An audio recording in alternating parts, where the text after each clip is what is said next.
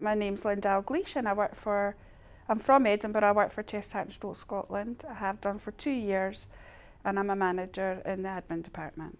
About 5 years ago, my dad had been in hospital.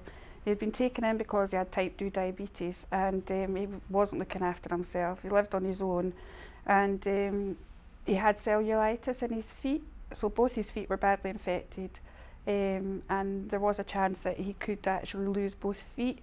So he was taken into hospital, obviously to get antibiotics and to have the treatment for that. So that's how it started, really. And while he was in, they were doing a lot of tests on his heart, but Dad used to just say, oh, I've been away to get my heart tested and had this test, and never ever any more explanation. Not sure if it's because Dad asked him not to, don't know. So anyway, they managed to save his feet, which was good. And on the 1st of January, he was going to have to be moved from a private room to a ward, and my dad just was a very private person, decided he would discharge himself. So he went home, and within 2 weeks was becoming very ill, was being sick, constantly sick.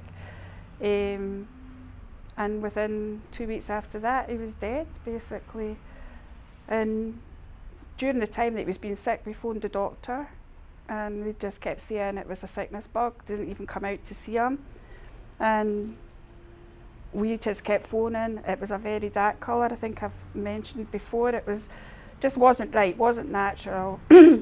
And one day I was going down to see him because he'd been so unwell. My brother had been there visiting. When I arrived, my brother was sitting in the sitting room, and he had had a lunchtime drink, and so he'd been snoozing, and my dad had gone for a lie down before I arrived.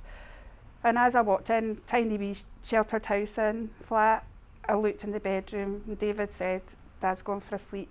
But I knew straight away, just the colour of his skin and everything, and I couldn't bring myself to go in at that time. It was like I didn't want to accept it, you know, so I just put the shopping in the kitchen, and then thought, right, I have to do this. So you sort of knew before? Yeah. Before you even went yeah, in? It's just, it's whole, yeah. It was just the realisation, I think, at the time. It was just quite scary, you know. So what did you do then? You went back? Well, my brother went in to start CPR, and of course I had been taught, don't do CPR if you don't know what you're doing. So to me, I'm shouting, stop, stop, you know, you can do more harm and all this. At the same time, trying to phone an ambulance.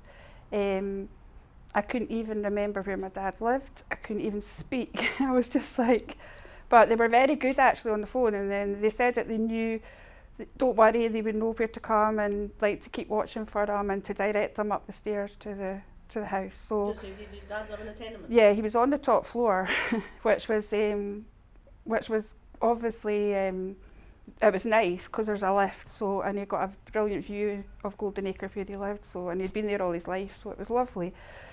Then after that, I just collapsed.